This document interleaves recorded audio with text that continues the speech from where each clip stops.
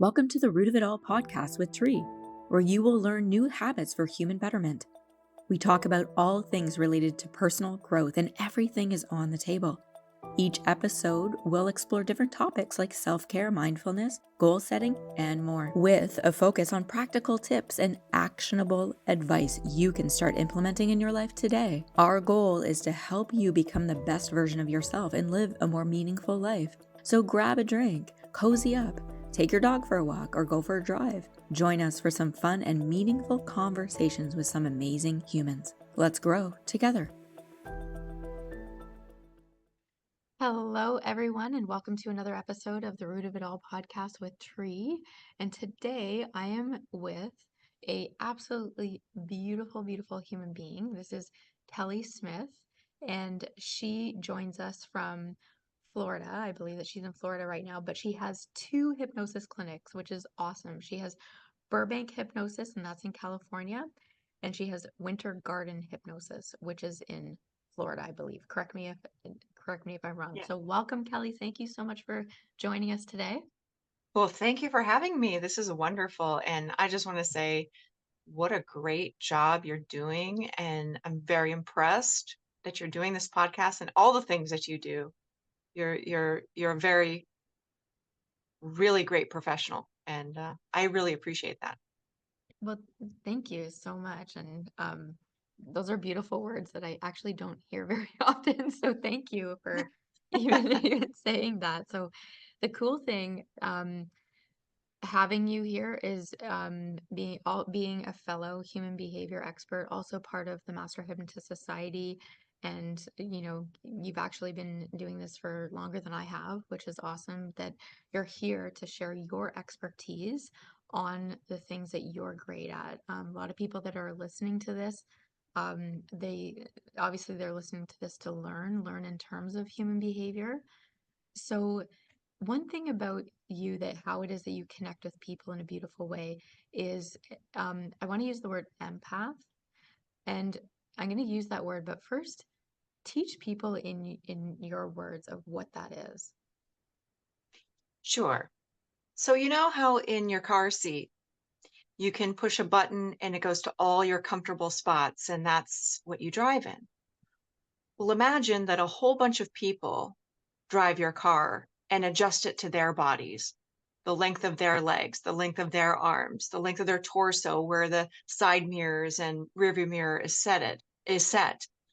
And you go and drive the car in their settings, and you believe that that's what's right for you, as though you could lengthen your legs or shrink your legs, and you're just perfectly comfortable there in another person's settings. And then all of a sudden you remember, oh, I have my own settings, and you push the button and it's all comfortable again, but you forgot completely you had your own settings. That's what it's like to be a true empath. It is a total and complete loss of self. And as much as people like to think that that's a good thing, or that they might even be an empath, I think there are far less true empaths than people think there are. And it's far less appealing to want to be one when you really know what it's like, because you totally lose your identity, your goals, your personality, and you just become the other person. Totally. Mm. And so there's a lot more that I want to talk about with this. There's other definitions I want to go through also to clarify some things, if that's okay Good. with you. So I love that metaphor. And even what was coming to mind for me is that I had to move my dad into a new house. And so he wanted to drive the moving truck, and I had to drive his vehicle. And his vehicle, you actually couldn't adjust the seat. So I was forced to actually drive the vehicle in his setting. And it was so uncomfortable. And even by the time I got to his house, that it was like my legs were all stretched out because I had to, like, my tiptoes were on the pedal. Even like the way I was sitting, I had to, like, even though I had my seatbelt on, but I had to like kind of sit up and readjust and try to figure it out. And So as I'm saying this, is that sort of similar of what it is that you were talking about? And maybe you can segue this into some of the other things that you want to describe about being an empath. Sure. So what you're describing, driving your dad's truck, is you are aware the whole time, this is not my setting. Yes. This is someone else's setting. You still had a connection to your own body and how different it is from that setting. That would not be an example of being an empath. The Okay. empath would actually believe their legs were that long and think that that's a comfortable position. Okay. But you may understand your dad more. You may be able to relate to him more sitting in his seat and understanding how tall or short he happens to be, or how much he leans forward or back. Or you might adjust something in yourself to accommodate him. Mm, And then that would be a little bit more of becoming a supplier. So let's talk okay. about the difference between an empath and a supplier. I like that. A supplier is becoming what someone else needs you to be. Mm, okay. And an empath is becoming them and totally losing yourself. Now, a supplier, you can lose yourself too. You sacrifice yourself. And that's something that I've done a lot of. I've only done a little bit of true empath stuff. I've done a lot more supplier.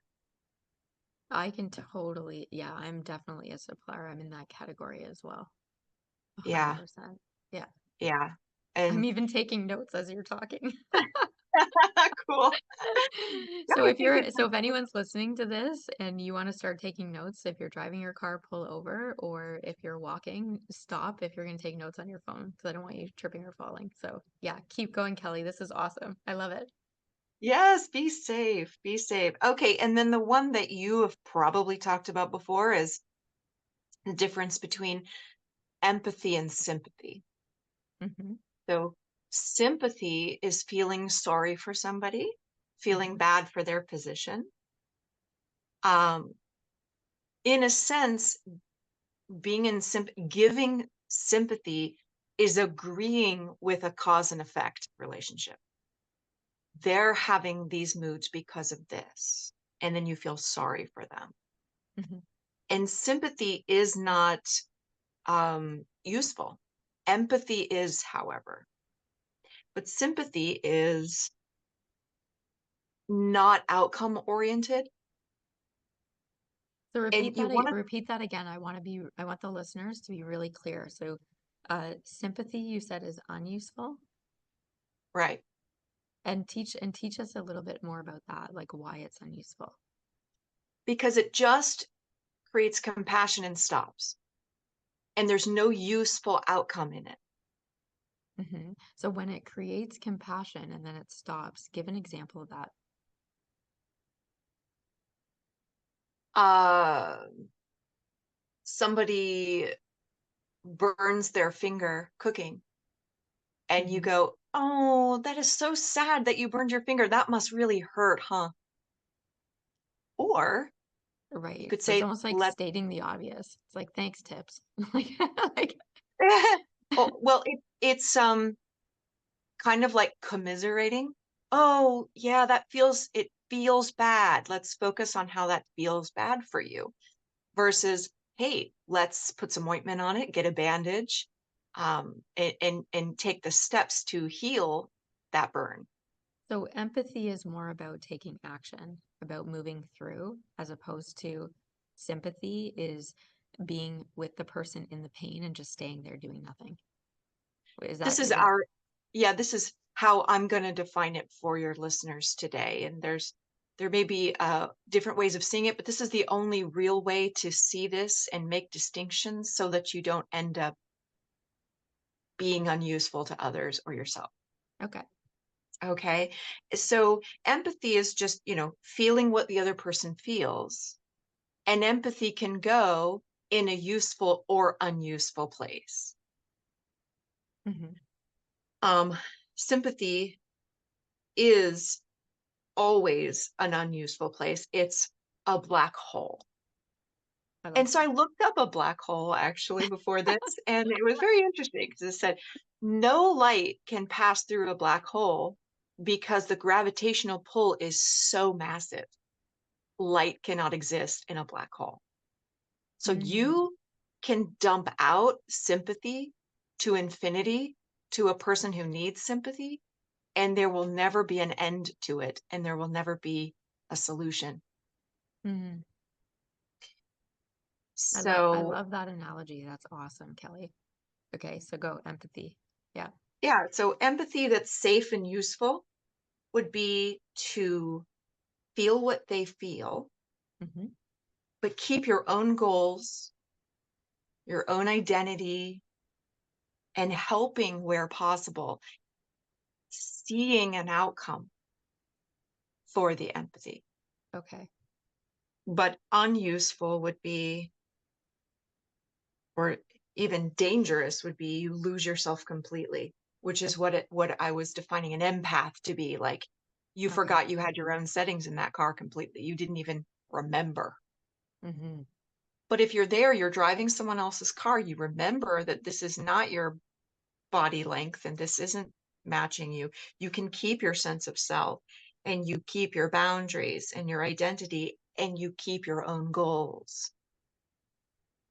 And then that can lead you to dovetailing goals, your goals and their goals. So that's what good empathy can end up being.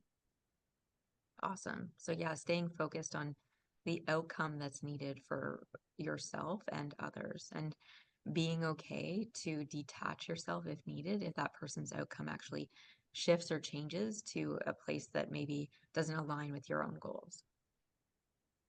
Yeah, detach, or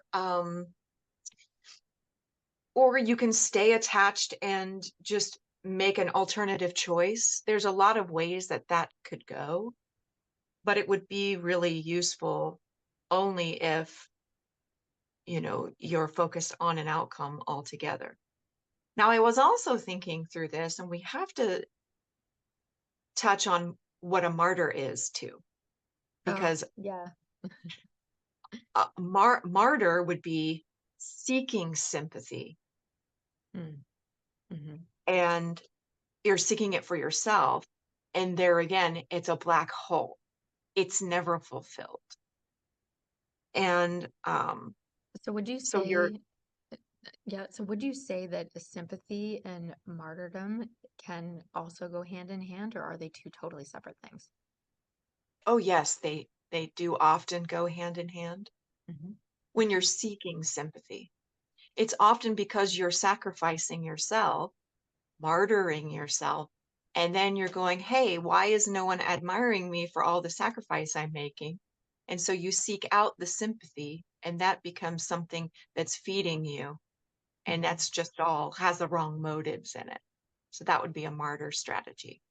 And and what I find with a lot of business owners that I work with, especially when they are in the healthcare industry, that they can martyr themselves and end up in this sort of pocket that you're talking about quite a bit. That they end up on this side instead of the empathy and staying more focused on outcomes. And that's truly what you and us at the Master Hypnotist Society of what we're trying to get people more towards in terms of the human race that we're in. And I know Scott mentions that us up here in Canada that we have a lot of that up here for sure. Yeah. So if you're Well, not I mean, watching Kelly's face, just like it's in total laughter, which is awesome. Yeah. And the cool thing that I love about this conversation is really just about leveling and helping other people to level with what's going on with them, whether they're a martyr, whether they're spending too much time in sympathy, whether, they need to catch themselves or what we call pattern interrupt and go more into this empathetic, outcome oriented uh, lane, for lack of a better word. Awesome. So yeah, yeah, go ahead. well, I think it's important people remember that all these positions that we take, somewhere come from some positive intention. There's a belief in there that I have to X in order to be a good person or have people like me or be approved by others or something. So when you're assessing yourself, go easy, because if you actually go, oh my God, I'm a martyr, you know, yeah, Then I've useful. martyred myself too. Yeah, It me was too. always, yeah, Yeah. we've all done these things, but it's because we're having some kind of a gain somewhere in the subconscious mind. So we're getting something out of it. So if we make these distinctions, it's kind of cool because then you can have a new choice hmm and and do the empathy with an outcome instead. And I love what you're saying in terms of choice, right? To give people more options. I find, and I'm sure you find as well, that when people have lack of options, that's when their behavior goes sideways. That's when they're either looking for sympathy or being a martyr, trying to get people to like them, trying to not let people down. What they think that that they're letting people down, but they're not actually doing that. That's not even really a thing. I mean, nobody wakes up in the morning and thinks like, "Oh, how many people can I let down today?" Right? This should be fun. Like where it happens never, right? And so yeah, so I am very interested. What else do you have on your list? Because Well, I was gonna, you showed me like a whole page. She has like a whole page and a half, and I'm like, "Oh, awesome. Keep going." I was just now, kind of talk about myself and my journey through all these things. Yeah. Um, so, you know, my issues were not as much being stuck in being an empath. I would empathize and then move into being a supplier. And I would forget my goals and forget my identity. And I would dissociate and I would be a dependent of that person that I'm supplying. hmm Plus, I had no confidence or security that I could ever create my own independence. Oh Um, my gosh, we are such parallel. I could totally relate to everything that you're saying. and finally, maybe the last point you can relate to as well, then if other women were shining, I would automatically take a dive. Yep. 100%. 100%. Yep. Yeah. Yeah. So And I I'm sure imagine. a lot of people listening to this can relate and are probably having aha moments. So let's give examples. Like you and I, because we've been doing what we do for so long, and I don't want to be talking about this in such a high level that because you and I are like, oh my gosh, yeah. Well, for me, I'm like, wow, absolutely. So let's just sort of scale back. So going back to the supplier and then talk about um, while you're a supplier, you're sort of putting yourself either in the shadows, and I forget the exact words that you used, but like sort of landing on the sword for somebody or if somebody else is in the spotlight, you're just like, oh, okay, right? And I'm hand gesturing a lot, so if you're listening to this, there's hand gestures involved in this. Yes. So let's see. And whether you want to Thinking about share the, personal stuff, feel free, yeah, or if you don't, then metaphor or maybe a client that you can describe. Yeah, it's up to you. yeah, Whatever you if feel comfortable thinking with. over the main three big relationships in my life, they were all just identical because, you keep repeating these things.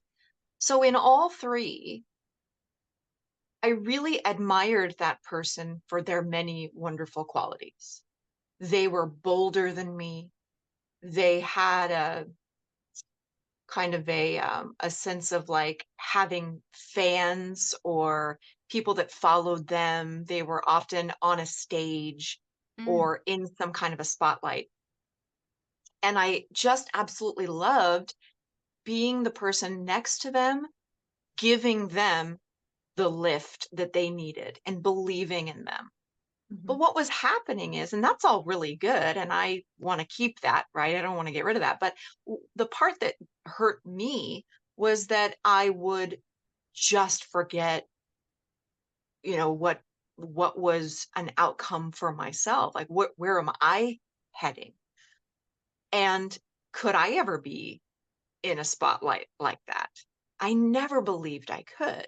Mm, And there were opportunities. Like, I love to sing now, but have loved to sing since I was 16 years old. I would have never had the boldness to go and sing in front of people. And I didn't. I would get so clammed up and scared. And that's mhm. me being in a spotlight situation, right? Okay. Well, at some point, I just did it. Actually, a fellow trainer, Heather McFall, she kind of pushed me into that spotlight. And sometimes it just takes another woman believing in you. That I think that's what it was for me. Like, another woman believing in me and not wanting to steal that spotlight, but rather wanting to give it to me. Hmm. That I was like, okay, this is it. I'm gonna, that was a big catalyst for me to stop doing that. Um, so in these relationships, I would get to a certain comfortable space in my business, but not push harder than that. I would have the things I knew I needed to do to make the business go to the next level, but I'd be lazy about it, or it would slip my mind, or they were having a crisis, so I would run and take care of that Mm. crisis. And that always had more leverage on me than my own purpose. So how would you do it differently? Like what would you put in place to like now that you and probably what you're putting in place now in your life because you've grown out of that, you've learned from it. Um yeah, because this is so relatable for so many people. Awesome. Yeah, women all over the world, I would say definitely in the West for sure, we're in a war in ourselves that many are unconscious of, between home, family, kids, and relationships, and work. Hmm. And I believe it is integrating all of that together and believing that you have the right to do it all rather Hmm. than having to pick. Mm. That's So really not that's really good advice. That's really, yeah, really good insight. And is it okay? Can I just repeat that again? So it really is about not having to pick this or that, but to have everything and to really choose to be in the mood or attitude that aligns with that individual to be able to do that. And leveling, so, and I'm just giving a little bit of description in terms of what it is that we've spoken about in however much time it's been. So basically, we're talking about leveling with yourself. Leveling with yourself, are you a supplier? Are you getting too much sympathy from people because you're wanting them to like you or you're in fear of letting them down? Also, the options of stepping into empathy and creating an outcome that matches your own as well as the other person that you're with. And now really being able to be your own person to push yourself into the spotlight, or maybe having enough communication with somebody that you can tell them what it is that you need, that they can help you, whether it's a business partner that you're really close with, whether it's a romantic partner that you're really close with, or a best friend, or whatever it is, that you can communicate enough because you're leveling with yourself enough and knowing what needs to happen and then just getting it done. And feel free to add whatever you think needs to be added to that. Yeah, for me, it was believing that I had the right to be successful and believing I had the right to shine. And how did you transfer that? Like, how did you learn that? Or what needed to happen, or what do you believe needs to happen for humans? what happened for me is I believe that I really overcame maybe 80% of the female wound that I had carried throughout my life. And when I say female wound, what I mean is a deep, deep need for female approval, Okay. for other women to approve of me. And Hmm. that had the most leverage on my life than anything. And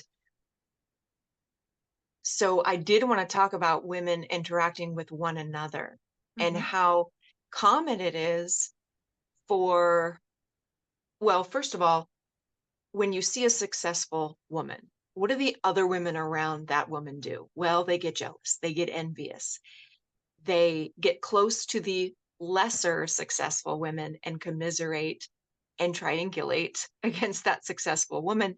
So, of course, I wouldn't have wanted to succeed. I didn't want women to hate me. And I guess I just getting over that wound, realizing that when women are not approving of me, it doesn't have to do with me. It has to do with whatever state of mind they happen to be in that moment. Hmm. And as a woman, I can say I'm on all sides of all situations, depending on the time of the month.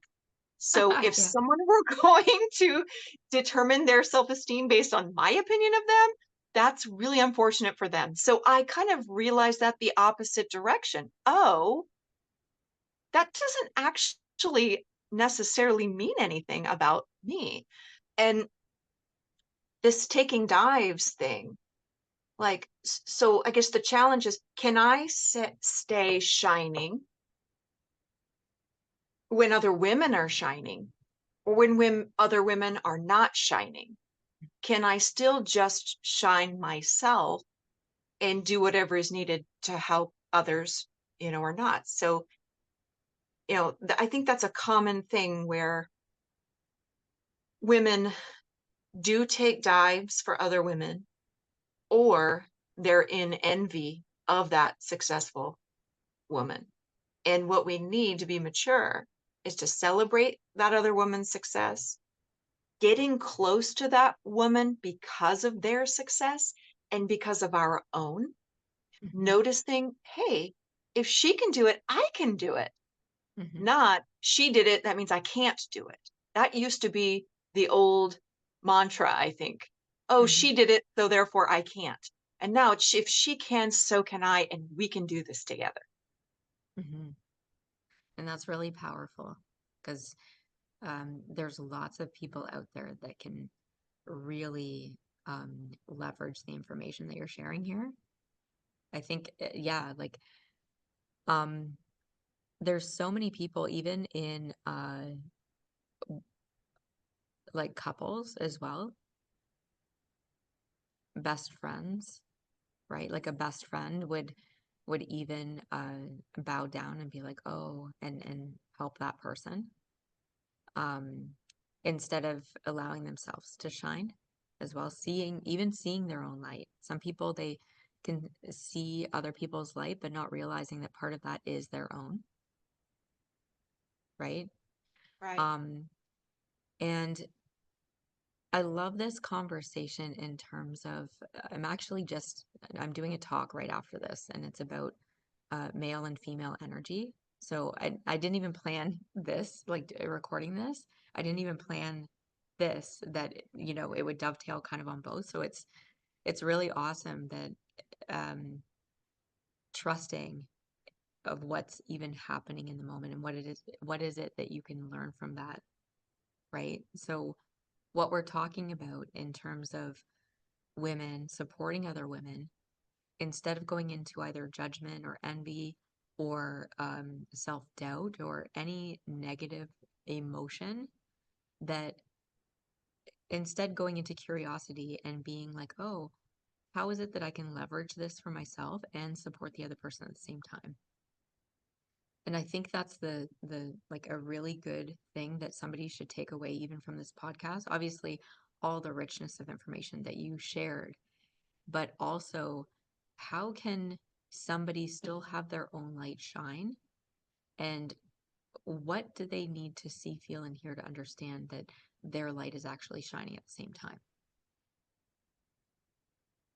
And even as I'm saying that out loud, I'm being curious about that within myself, right? I'm really being curious. And that's why sort of I normally, the fluidity of words come quicker for me, but I'm actually curious about that for myself as well, of what, maybe who in my life that I could push onto that stage, just how you got pushed onto the stage, right? Yeah. So even And people that are listening to this, who in your life can you push onto the stage and that could, allow them to have the experience of their light shining? right. And so there's no um uh lack of light. If Yes, one shines, it doesn't mean the other has to go dim. If both are shining, both shine brighter. absolutely. Giddy up on that. So if Mhm. anything, if you're taking away anything from this, just what would you see, feel, and hear when your light's shining? And know that there's an abundance of light and that there's no endless. Like it's like the glass will never be half empty, right? Or half full. It's just completely full and it's overflowing all the time. Full stop. Absolutely. Yeah, full stop on that. Great. Yeah, so is there anything else? Like this has been a really fabulous conversation, and I know that people are going to learn a lot. Is there anything else that you'd like to add or share, and it could be absolutely anything to help people You have the specific? right to your own success. You have the right to your independent success. Um, you have the right to feel good about yourself, believe in yourself, and there's more than enough out there for you. Lift up others and do that while chasing your goals at the same time. And then you Hmm. will not get into the trap of sacrificing your identity. They'll have their seat adjustment, you'll have your seat adjustment, and both of you will be comfortable in that car and Hmm. you'll get to your destination. Absolutely. I love that. I love that the metaphor that you mentioned right out of the gate in terms of the vehicle. So even if you're driving right now and you're listening to this, like really be curious if, because what I want to add to that too, be curious is the seat that you're sitting in right now, could you even adjust it better to suit your needs? Right? Are you, because I think another layer of this is that us as females, we just sort of adjust ourselves to whatever is going on around us, as opposed to being giving ourselves permission to ask for something to change, to make it more comfortable for us as women. So even the seat being adjusted, or being at a restaurant and requesting something that you need changed on a dish that you want to order, or if you're in a group setting, having your own needs met first, and then being with the people in terms of what needs to happen. And obviously it's not about being totally nitpicky, but it's just being curious of what is it that you're sacrificing, right? Because that was being the supplier sacrificing. Are you supplying when you're going into a situation? And when you're in a situation, check in with yourself. If it's common for you to be a supplier, see how you can adjust that and go into the empathy and outcome. That is the huge takeaway for me personally. That so I'd love for people to put things in the notes or make a comment. And if you need to be more curious, we're going to have all of Kellie's information in the show notes. So this was great information, Kellie. Thank you so much for sharing this, for allowing our eyes to be like wider open to what it is that we're doing as women, as a business owner, as a mom, as a whatever your position is, that you're really being clear and leveling with yourself with these things. Awesome, awesome. Thank you so much. Thank you so much. And one more thing I want to add is go easy, because when we try to correct and we go in the opposite direction of where we have been, we often overcorrect. So just go easy. Yeah, that's good. Yeah. So don't overcorrect and enjoy and have fun along the way too. Yes. Yeah. Thank you so much. Well, thank you. Well, folks, that's a wrap for today's episode of The Root of It All with Tree. I hope you enjoyed it as much as I did. But before we go, I just wanted to remind you that you can follow us on social media. You can find us on Facebook or Instagram. And we will be posting motivational quotes and behind the scenes content that you won't want to miss. You can always sign up to come live while we're filming this, or even join us online through Zoom.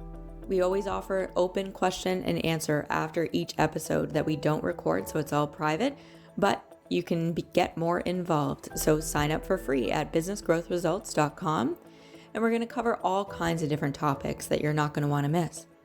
And if you're looking for that one-on-one guidance or help, be sure to book a free screening. You can do that at burlingtonhypnosis.ca or call 905-634-4777. And finally, you can catch our podcast on all major podcast platforms, including Spotify, Apple Podcasts, and Google Podcasts. So be sure to subscribe and never miss an episode. Thanks for listening.